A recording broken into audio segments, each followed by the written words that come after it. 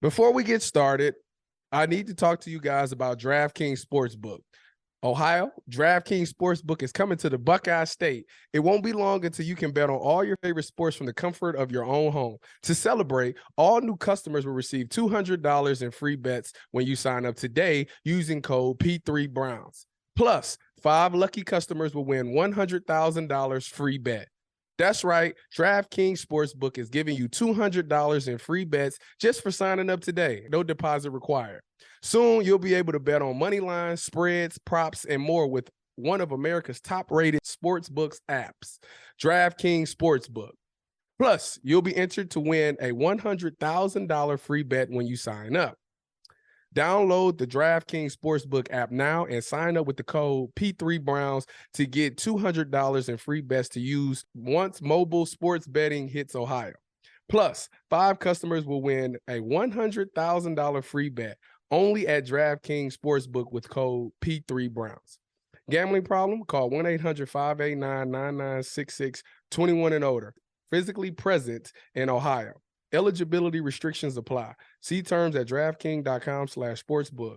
Subject to regulatory licensing requirements. 1 per customer. $200 issue as 8 $25 free bets. No purchase necessary for sweepstakes. Void where prohibited. Ends first day DraftKings is allowed to operate in Ohio. See terms at DKNG.com/OH. Part of the Press Play Podcast Network.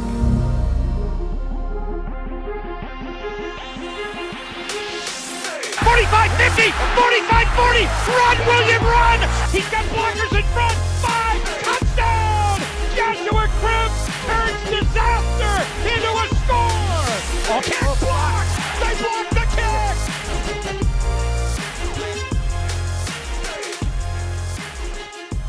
All right, welcome into the Orange is Oranger presented by DraftKings Sportsbook. I'm Holly Wetzel. He is Tyvis Powell. And, the Cleveland Browns got destroyed. It's a light way to put it. By the Miami Dolphins today. I would say manhandled, out-schemed. I like that one too. Keep going. Physically dominated. Taken to the woodshed. All of that. Yeah, all of those synonyms. Wooden spoon on the ass over and over again, Tyvis. Old-fashioned Joe Jackson a whooping. That's what it was. It was. It really was. It was. Miami looked, Tyvis, that was a full team win, right? They just looked great, and on at each side of the ball, they just played a complete game. Everything was just falling for them. Everything was on. It's hard watching this game and then looking back at the season with the games that we should have won, right? Because then it makes this obviously sting a little bit less, or a lot of bit less, honestly.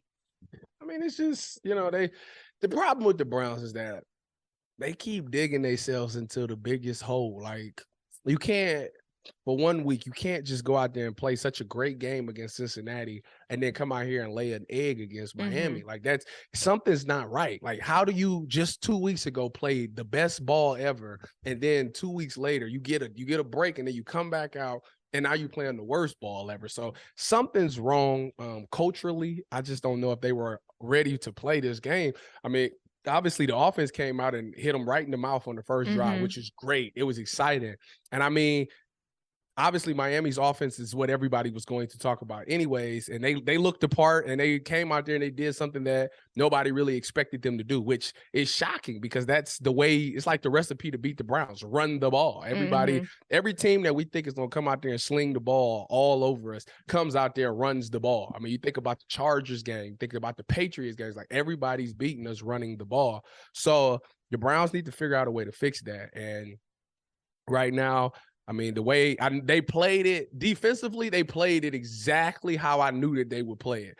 It was basically to the point where they were saying to the Dolphins, hey, we're going to give you the run game because we have to get back in coverage. Our linebackers is playing off the ball a little bit deeper in our initial drops because we need to be able to get back in these windows. And Miami took full advantage of it. Now, what we need is better D-line play. No D-linemen, especially at the defensive tackle position. Nobody's winning. They're not winning their blocks. Like, yeah, I get sometimes you getting double teamed, but sometimes they're not.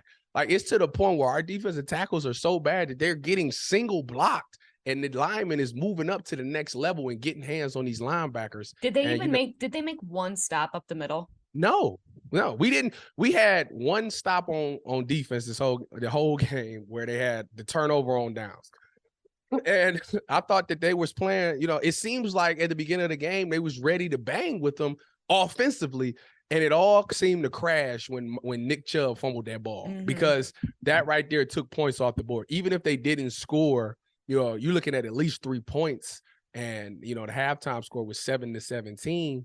And that touchdown right before halftime hurt as well, because it was what was it, 10-7? It was 10-7 right before that, which was like, okay, that's cool. Which like we felt still like we were down by a whole lot more. I mean, if you at least hold them to 3 before halftime, you're looking at 13-7. It's like it's a 1-possession game. I just think that touchdown, and granted, he did push off of Martin Emerson's face. Somebody need to get in his. Listen, Martin, if you so happen to stumble across this podcast, I'm going to tell you something that the great Richard Sherman taught me when I was a rookie. So when you get down in the red zone, and they throw up a fade ball, every wide receiver, I don't care who you are, I don't care how great you are, how bad you are, every wide receiver is going to push off of you. It's going to happen. They're literally, it's going to be the latest reaction. They're going to push off, and then they're going to go up for the ball. It's just human nature. If you go out there and play backyard football, you're going to do it because that's just what you do. Right. When they do that, you have to grab one hand.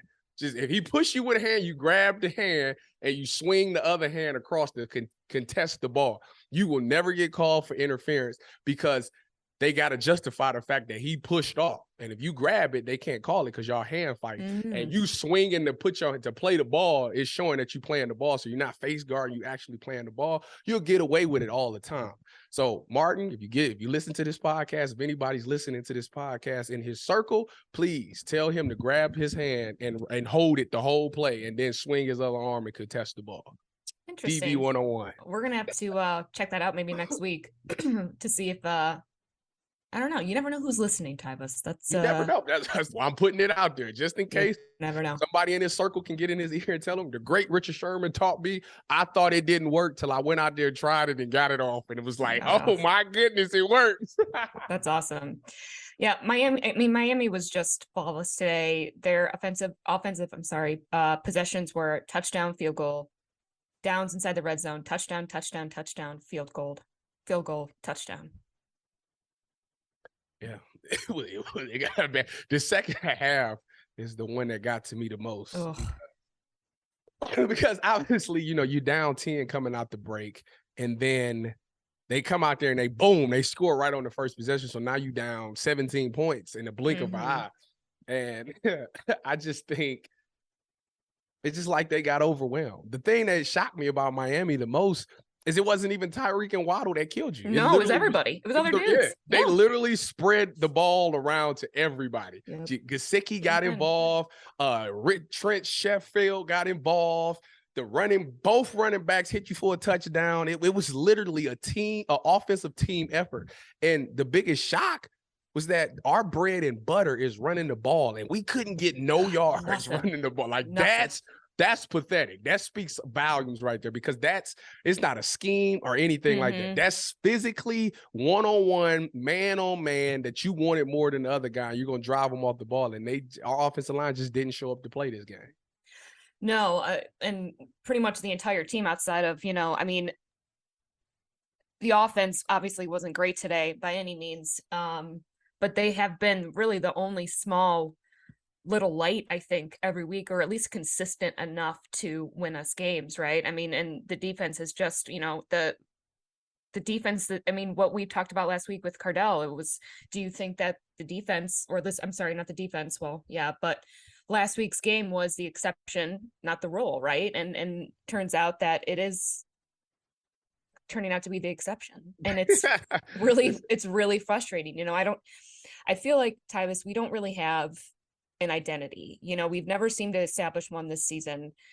I never feel like this team in the beginning of the season never really felt like a true team. And we're seeing this play out week after week, and I go back and I I say this because as much as I am not the biggest Colin Cowherd fan, when he said that day back when we had Baker, like, where are standards? And I apply that now to with this team with every single excuse that we give them.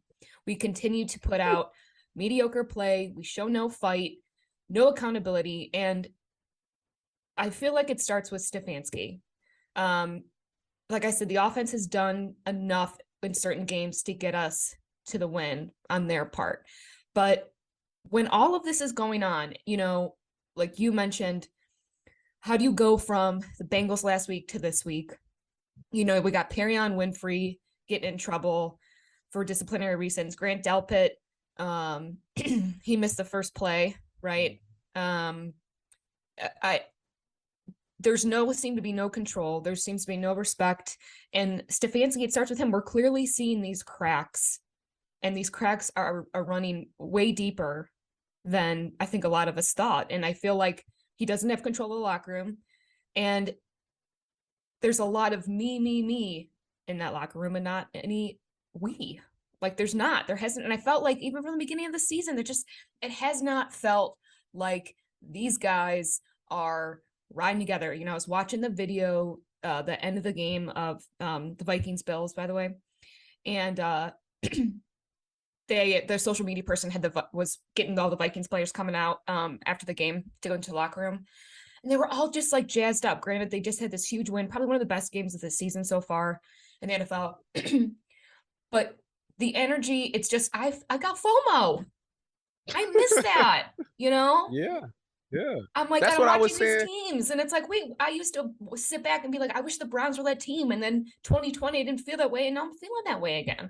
See, and that's what I was saying on the post-game show today. It was like, why the Bengals game went the way it went?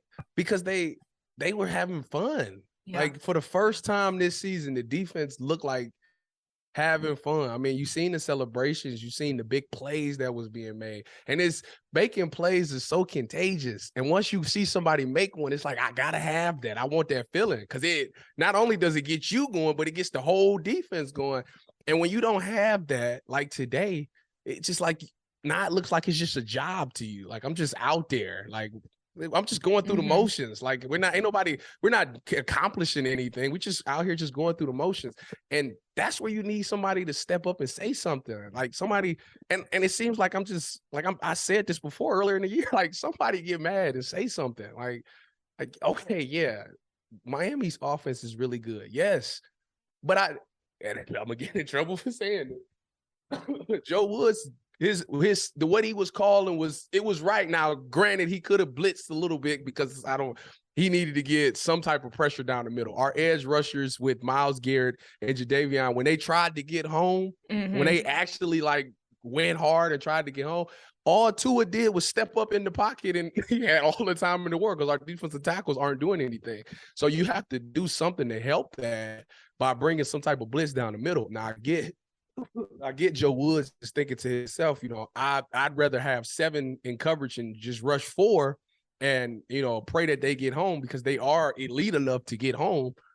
But at some point, you got to throw some curveballs in there. And that's the thing that's frustrating about with Joe Woods a little bit, is that he doesn't throw any curveballs. He literally just, like, at the beginning of the game, this is what we're going to do, and this is it. I'm not going to really change it. And that you can't fall into that. You have to play the game and make adjustments as the game goes on. And to me, I think that's the biggest thing that he lacks is adjustments. And I was going over this with one of the interns at the radio station, and I was saying that, and a lot of you got to bear with me. I'm gonna try to explain it the best I can. So Joe Woods spent 1 year in San Francisco, right? Before San Francisco, he was in Denver. Robert Saleh, who is now the head coach for the Jets, was the D coordinator in San Francisco. It was his defense. So when he got to Seattle, he got the defense. He took that defense, went to Jacksonville, installed that defense, left Jacksonville, went to San Francisco and installed that defense, and now they run it with New York. The reason I bring this up is because he's been with that defense for so many years. He knows the ins and outs of it. Like, I think they created this defense, so I know when things go wrong, I know how to fix it. Joe Woods only was in that system for 1 year. So he took the 1 year, learned it as much as he could, and then went to the Browns and tried to apply it. But the thing about it is, the reason why the Jets defense looked better than the Browns defense is because Robert Saleh knows how to make the adjustments because it's his stuff. You can't expect Joe Woods to know all the ins and outs and how to fix problems if he just inherited that defense. Because why isn't he running? Why is he not running his own? Like that makes it sound like he's getting a pass because he didn't create this defense and he should know the ins and outs. No, it's not. I'm not giving him a pass. I'm explaining why he doesn't make adjustments. Maybe he doesn't know how to make the adjustments. Then why is he our defensive coordinator? That's another story for another day because today is the day. Tyvis, today's the day. We got to answer that question. As sure as I was sitting in that Browns office today, I was on the board in the radio room drawing up the plays and telling them how to do the adjustments. But I only know because I've been in the defense for 4 years. So I've asked questions and I've seen all the adjustments that we needed to make. I would think him being a coach, he would know more than I would. But he got to do something to help his D-line at some because they're not that just rushing 4 straight down. That's not going to work. You got to run some stunts to get these D tackles a chance. And that's not happening right now. Then why is it like it's mind-boggling to me then? I know you've said numerous times that, he's seems to be calling the right plays or, all of that. But clearly if it's not fitting the scheme, right? It's not fitting. These guys aren't executing what he's calling. Then it does have to start to look back on him at this point. Well, I've been told y'all that it's not the scheme doesn't fit the players. He doesn't have the personnel that he needs to run the scheme that he's running. So why isn't he running a different scheme? Because that's probably the only one he really knows. Oh my, you think about this. That's terrifying. Wait a minute. No, think about this. He was a freaking DB coach. So like all he knows the secondary. He might not really know the D-line stuff like that. You ever thought like that? That's the thing. Like some people don't know. Like me, for example, I couldn't be a D coordinator because I don't know exactly all the D-line stunts and stuff like that. I can tell you everything about the linebackers in the secondary, but I can't really tell you too much about the D-lines. Understandable. I mean, I start a job and I only know so much, right? Like I know I only know how things have been done. I only know how to do things a certain way, right? If I need help with my job of getting something done the way it needs to get done, I'm going to go to someone or ask for help or get someone else that's going to fill that for me. So when you think about that you got a D-line coach. Hey, what do you do? Because you know what you need to do to be successful? I don't care what. If you're an OC or a DC or a head coach, you know what the most important thing in football learning is? Their offensive line protection. Because if I'm a defensive coordinator, if I understand the offensive line protection, how they supposed to protect. So if I show you a look, so if a defense comes out in a look, the offensive line has to adjust and slide and call a certain protection. Mm-hmm. If I can go out there and show you this look, but run something else that's going to beat that protection, then I'll be successful. Mm-hmm. But I don't know if he knows. I would hope as a defensive coordinator, he knows about offense protection. I'm not saying that he doesn't know. I'm just saying it could be a possibility. I'm pulling straws. Oh, yeah, you are needle in the haystack. I mean, this is why they coach in the NFL. This is why they make millions of dollars. That is why they are among the elite of the elite to do this job.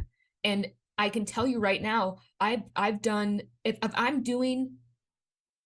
more in jobs than he has and gotten let go. Right? Like it is. Oh, you too? You too? Unfortunately, I have been let go from jobs before. Not many. And were never my fault. So it's been a lot for me. It's been a long road for your boy. But a lot of it's right. You try to, and I know that it's different for you, but if it's not different for you and me in the sense of, because I know you as a person and I know that you are putting it all out there and that's the type of player you are, or the type of man you are. And these guys are lacking a lot of that. And I don't know why. And I don't know if they don't respect Joe Woods. I don't know if they don't respect Stefanski. I don't know if that's the thing, because selfish. Is it the money? Is it the long contracts? I talked to all the former players that played, because I didn't get a chance to play for Joe Woods. I had left San Fran before he got there. So I didn't get a chance to play with Joe Woods. I didn't get to interact, but I played with players that played with him when in Denver and in San Francisco. So I got a great understanding how he is. Everybody says nothing but positive things about Joe Woods. Like freaking Jaquaski Tart was on Twitter arguing with a Browns fan about Joe Woods. So like everybody respects him. I don't think it's a non-respect factor. I just truly think that the reason that this defense is not looking the way it's supposed to look is because you don't have the defensive tackles to do it. Because, like I say, the linebackers that we have undersized, fast linebackers. Mm-hmm. That why do you get those? Because you want those guys to be able to get to the ball. You know, they can avoid blocks and get to the ball. Mm-hmm. If the D tackles is not taking on double teams, if the linemen have the opportunity to push up to the second level, these 300-pound linemen is grabbing onto these 220-pound linebackers. Like that, they're not going to get off of that block at all. And that's the problem. So it starts with the defensive tackle position, which to me, I don't understand. You knew what you had going into the season. You've seen how this season's been playing out. You've seen that these teams have been running the ball on us. Why did you not address it in the trade deadline? Like, that's the part that's frustrating to me. Like, and that goes on Andrew Berry. You clearly see that there is a glaring issue, but you refuse to address it. And I know you think maybe it's not important, or you probably went into the season like, hey, we can cover it up. We got two guys on the edge. It'll cover up the middle. And I still remember doing these podcasts and doing the Cleveland show before the season started. I said that if you don't have the defensive tackles, they're going to run the ball down the field, and you're not going to stop it. And so far, I look like a prophet.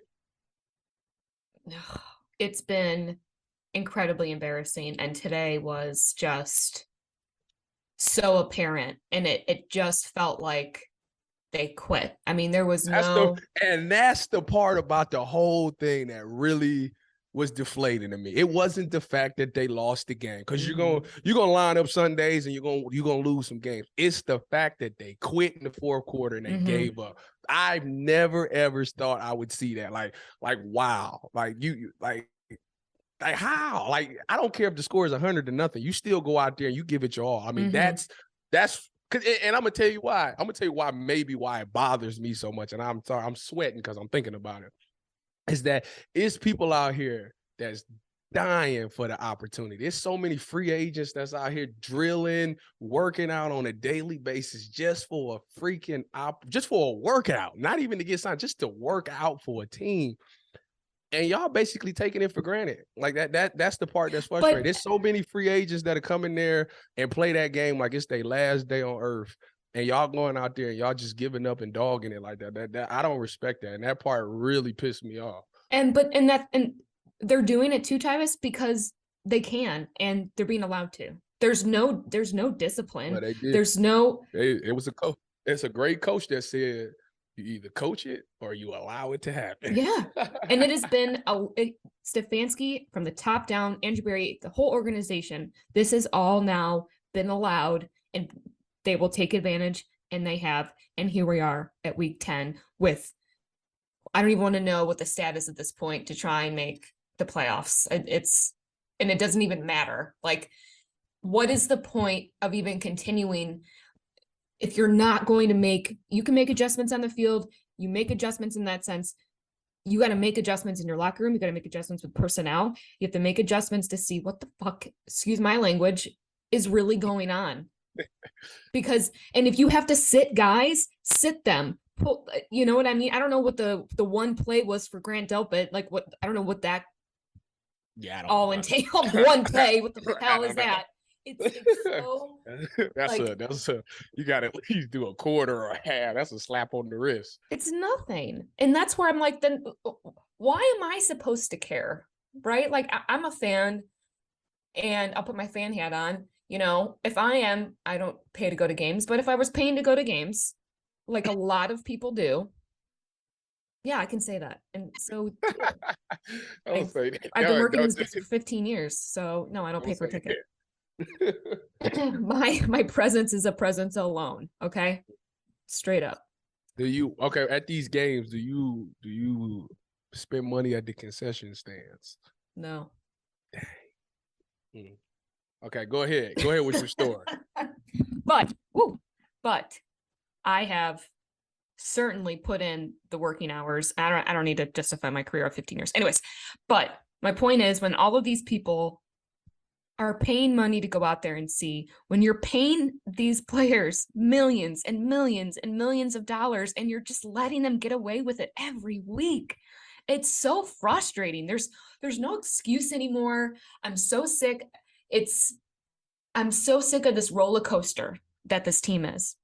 And yeah, that's a good way to put it. And we were on top last week, and I did not think we could get any lower than we did from earlier in the season. And wow, this was such a defeat on so many levels, because if you're going to, at least, like you said, try, put out that fight.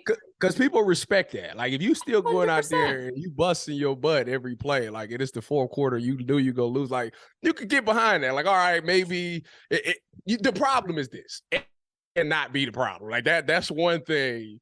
You can't coach that. Like, effort is a prerequisite to play this game. We should never have to say question your effort. Now, maybe we need to clean up your technique. Maybe we could change the scheme. But if I got the perfect scheme and you running the best technique, but your effort ain't there, it's never going to work. So that's the part that's frustrating. And like I said, I'm not even a coach, and I'm kind of mad at him for that. But you're a former player, and right? Like, you said it yourself, that there's a million guys that would die to be a part of that team for a workout. And I mean, and at this point, great. Yeah. One of them. Well, you know what? Fine, sit them all. Like, because at this point, bring up whoever on the practice squad. I don't really give a shit. If we don't send a message, it will continue, and we will continue to be the laughing stock of the NFL, like we have been for years and years and years, because we never make any actual real changes. And the Deshaun coming back, it's like, honestly, the furthest thing from my mind right now. I'm not even really thinking about it, because it doesn't even matter. Like, he's probably going to come out. He hasn't played in 2 years. The season's a bust, and it's frustrating. It's week 10 and the season's a bust. And and when you start to win, the losses hurt even worse. And yeah, you're going to get way more criticism because you've shown that you can do it. And then when you play like you did against the Bengals and you show what you can do, and then you completely retract the next week, it is, I don't even know how you can be that good and then be that bad off a 2 weeks rest. What were they doing on the bye? What were they doing on the bye? That's a good question, because you had 13 days and you should have not played like that after 13 days of preparing for a team. But the thing about this team is, right now, it's like a crapshoot. Like, you just don't know what to expect on Sunday from them. You're either going to get a team that's highly motivated, or you're going to get a team that's just going through the motions. And that's the part that's because when they're on and they're having fun, they can play with the best. You could put them up against the freaking Philadelphia Eagles and they give them a run for their money. But when they come out there and they play flat like that and not into it, and I don't know, and it's sad, because it goes back to that rant I had on the Cleveland show. Like, who's the leader? Like, how are y'all okay with just coming out there and just going through the motions? Nobody feels like they need to say something. Like, I know for a fact that you're looking at this. Like, if you're on defense, you see these 10 dudes just kind of going through the motion. Yeah. Yeah, maybe somebody's going a little hard. Maybe it's not all of them. Maybe you see a handful of, but they're not. I can tell you from a fan, looking at it from a fan's point of view, I don't see that burning passion to get to the ball. I don't see that. I don't see a true desire to get to the ball. I don't see the relentlessness. A lot of the times, and I was talking to a friend about this, to me, it seems like everybody is going off of past success on this defense, particularly this defense, past success. Mm-hmm. You think of Myles Garrett, all them sacks before, broke the record, Mm-hmm. DP, preseason DPOY, J3 and Rams days, Denzel last year and the year before, Gnu last year. Like, we're going off of past success. Yeah, we live in the past. That's what we do. That's what I'm saying. But nobody has been any of what they were supposed to be this year thus far. And that's the problem. Like, you're supposed to demand excellence out of your teammates. Like, y'all supposed to have a relationship. Y'all been together for long enough to be able to demand relationship and call people out on the BS. defense. Yeah, especially on the defense. So what's up? Like, what are y'all scared to talk to each other? Like, come on, man. Like, I don't get it. I don't. This is different to me. I don't get it.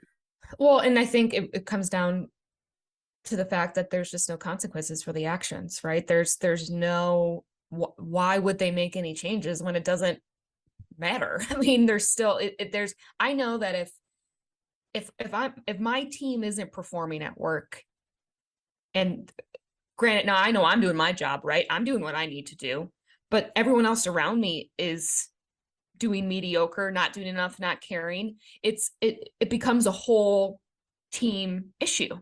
And I'm no longer being able to hide and say, well, I'm doing what I'm supposed to do, because that's just not how it works. Especially if it's like that, even in business, obviously it's going to be like that even more on a team. And if there's one thing that you grew up, if you played on a team, was how to be a team player, was how to, I remember applying for colleges and stuff. And around that time, it was like really enforced about how you should have played a sport because of everything that it teaches you. And I was a cheerleader. So, Really? I learned quite a bit. Idea. Really? Oh yeah, I was on the dance team. I was on the dance team though. And granted, it was my high school dance team, and I did letter in my high school team. Oh, we got to see some tape of that. Now that's funny. I got to see that. Well, I don't know if you want to see I'm sure your parents have brought their little camcorder and got your routine. What's funny is I lettered in it, and my sister, I brought it home. My sister, all of my siblings were fantastic athletes. My sister played basketball in high school and in college. And she was like, do not wear that letter for dance and cheerleading. She's like, my brother has got basketball, baseball, golf. My sister's got just ridiculous. And here I am, right, with my dance and cheerleading. Anyways, but growing up, being a part of a team was and it still is so important for kids as you grow up and you get older, because of everything that you learn. And so that's what's really mind-boggling to me too, and I know that they go into this, right? It is a job. So I'm going to put my work hat back on of, well, this is a job and these guys are going in there to do their job. But then I'm like, well, you're making a shit ton of money. And shouldn't that affect you? I mean, I don't know. It's weird. Everybody's different. Everybody's different. You would think, because see, that's the type of person I am. You gonna pay me $20 million, and I'm gonna give you $20 million of effort. That's how I think. But some people, you got to think. I've been working my whole life just to get this money, and now that I signed the contract and I got the money, hey, I'm good. I'm gonna play my couple of years, and I'm peace. Like, it's people like that. Like, let's call it real. That's what it is. Some people are content with just hitting it one time. Some people like, hey, I got 20 million, but I'm trying to get 40. Like, it just depends on the person. Yeah. Yep. No, true. And I know that you're not ever going to really be able to fix that or get one team with all of that, but then goes back to managing of knowing that you're going to have to manage different personalities, people with different goals. And again, that's at any job where a team of people are going to have all different types of goals and aspirations, and some will be very content and some will be money hungry and some will be more of a team player. And so then it does go back to, for me at this point, the upper management, the organization, and them allowing these things to continue to happen and not making any real change. The disciplinary issues, the ridiculous penalties on the field, and then we're having Deshaun Watson coming off of everything this past year. It's just it kind of just like it's such a turnoff, It's a turnoff. It turns me off. It does not turn me on. And I want to be turned on. Wow. Okay. This is a family show. Anyways. I'm talking about football. Come on now. Anyways, I think that this thing is, to me, it's starting to turn into like an audition. You think about the upcoming free agents that's coming up after this season. The Browns got a long list, and I think depending on how these next couple of games go, it's going to turn out to be an audition for not just the players, but for the coaching staff as well. I think after that last game of the season, because I know everybody's screaming fire Joe Wood, but to me, the Browns are a pretty loyal team. They're not going to make any in-season firings. That'll be something that they handle on the outside after the season's over with. But I think that a lot of these players that's up for free agents, they're playing for whether or not they're going to be here, because I think it's going to be a huge roster change because obviously the money situation. And you gave me that whole list of free agents. Yeah, it's got to be. They got to get people in here that this thing that it matters to. You got to get some leadership out there on that defense. I thought you thought you had it, but apparently when you find out what you truly have when times get hard and you deal with adversity. And we've been watching it this whole season where they've been in nothing but adversity, and I'm still yet to see the leadership emerge. Yeah, I can't look on that defense and tell you the guy who's the leader. Can you? Because there isn't one anywhere, nowhere. Exactly, and people think like that's that doesn't matter. It does. It really makes a big difference. Clearly, it does. Look at this. You need somebody to get everybody back on board when things are starting to fall apart. You need somebody that can get everybody playing and get the best out of people. And right now, you don't have that, and it shows every week. It shows. And right now, they got to find out a scheme or something.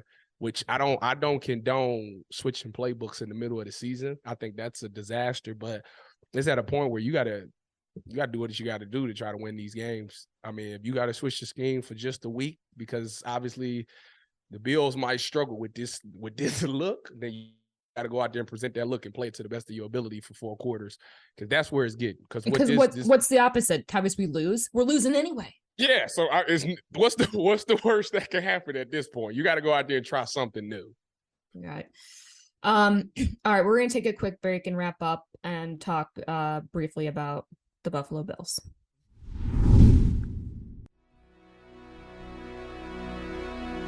Hey everybody, it's Sam Amico from Cavs on the Break NBA podcast. Be sure to give us a listen for all your Cleveland Cavaliers recaps, analysis, breakdowns, draft talk, free agency. The list goes on and on. Give us a listen, Cavs on the Break NBA podcast. Looking for new insights on the Cleveland sports scene with a unique side of Cleveland sports history? Then you found the perfect podcast. I'm John Sable. And I'm Scott Sable, and we're hosts of the Sable Brothers on the Baseline podcast, a podcast about Cleveland sports, but not your typical podcast about the land's sports teams. Join us as we embark on a journey of sharing a unique and historical side of Cleveland sports history with the help of some former Cleveland sports stars and other historical figures. All right here on the Sable Brothers on the Baseline podcast, part of the Press Play Podcast Network. All right, before we go back to the show, Ohio, I want to talk to you about DraftKings Sportsbook. It's finally coming to the Buckeye State January 1st, so it won't be long until you can bet on all of your favorite sports from the comfort of your own home. So to celebrate, all new customers will receive $200 in free bets when you sign up today using the code P3Browns. Plus, 5 lucky customers will win a $100,000 free bet. Yes, DraftKings Sportsbook is giving you $200 in free bets just for signing up today. No deposit required. You'll be able to bet on money lines, spreads, props, everything with one of America's top-rated sportsbook apps, DraftKings Sportsbook.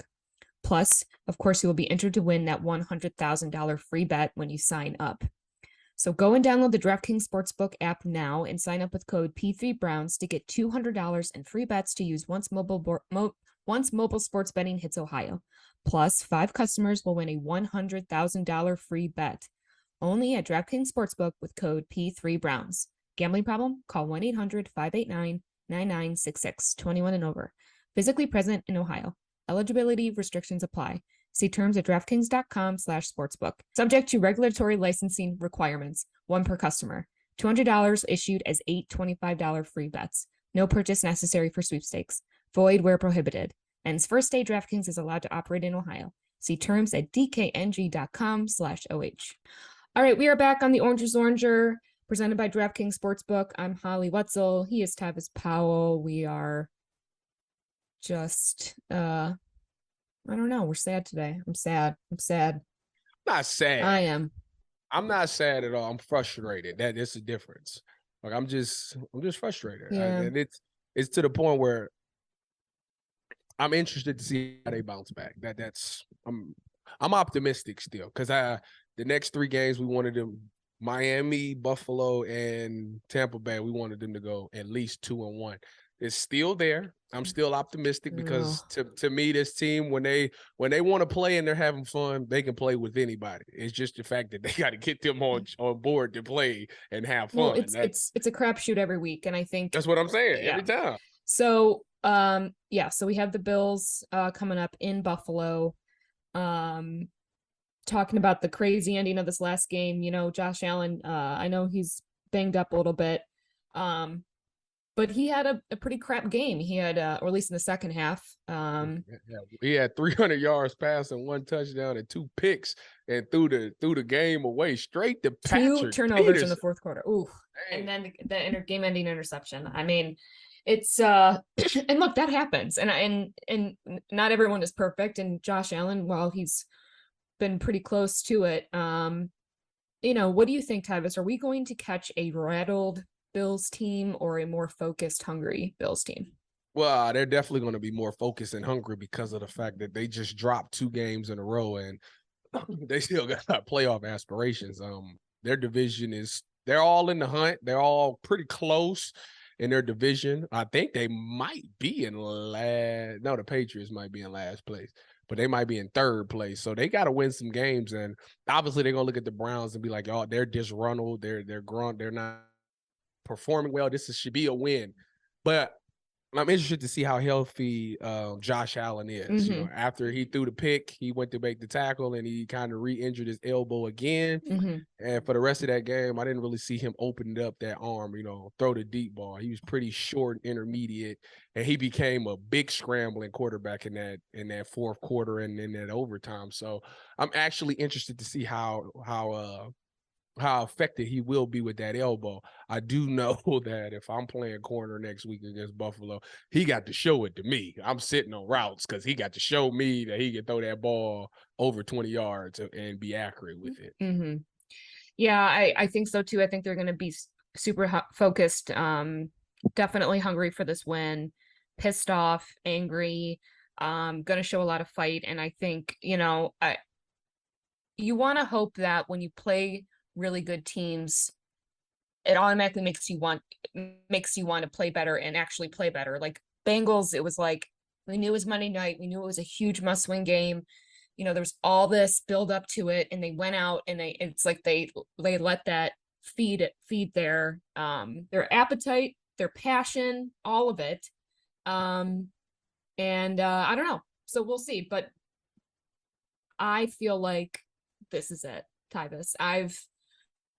I feel like we have every week continued to try.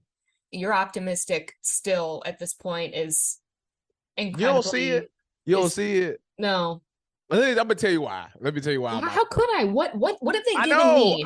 I know, because see it right now we're going off of the Dolphins game. Like and I get it because it's fresh. Oh, it's been the whole season. It literally just happened. But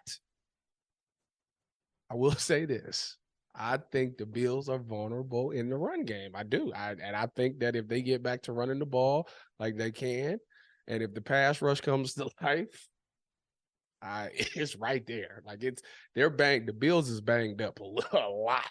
So it's a chance. What I'm saying is there's a chance. Yeah, well, there was a chance against Miami, right? There was bigger chances. They started off good. It didn't matter. It doesn't matter unless you finish it. Listen, if Nick Chubb never fumbled, we don't know what would happen. No, we would have lost that game. But also if was a fifth, we'd be drunk. But if He wouldn't have fumbled that. That changed the whole momentum because it was Nick Chubb, Mr. Perfect. I disagree with that. I don't think that changed the game. I don't. I think it's a rarity for him for sure, obviously, but to rattle everyone else and throw them off, you don't know how big, that was a big momentum shifter. Because up until that point, the offense wasn't being stopped. They were driving down the field. They were in field goal range when he fumbled this ball. So at that point, the offense was cooking with hot grease. Crisco. It was cooking with Crisco. There was so much other shit that happened in that game I don't know. Maybe I'm biased too with Nick Chubb. If you're gonna let Nick Chubb fumbling the ball change your momentum that much to the point where you got your ass beat that bad, I'm gonna tell you this. No. I'm gonna tell you this. 14-17 is a lot better than 17-7 coming out of halftime. Of course, your mind is different for sure. I not enough, fine, but not enough to make the mistakes that the rest of that the team made for the rest of the game. They went down 17 in the blink of an eye.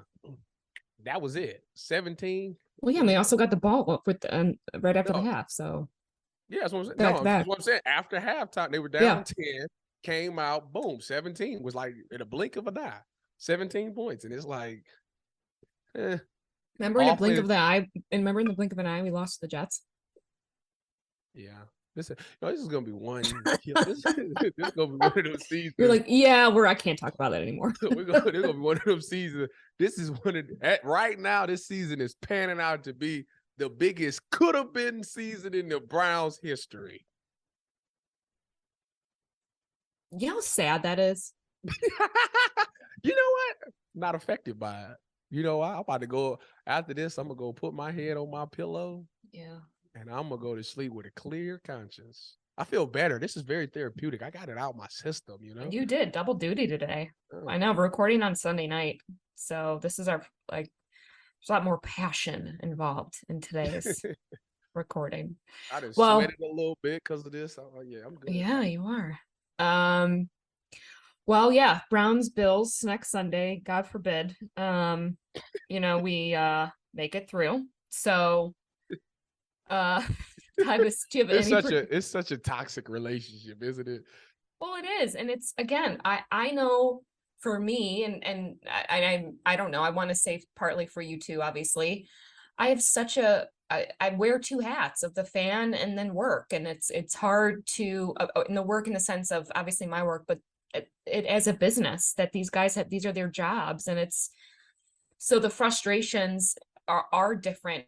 Are elevated when so many other factors are on the line. I'm not just some fan that's like, I want, while I do think like that a lot, it's also the fact that this is a business. This affects my bottom line. It affects the Browns. It affects a lot of people. People are employed by the Browns. I mean, there's so much around it. So when when any of those players are not performing to the standards, at least attempting to perform to those standards, it's frustrating. It's a real and it does make me sad because I mean, I don't know. It's hard for me to go back and forth like that, but I do.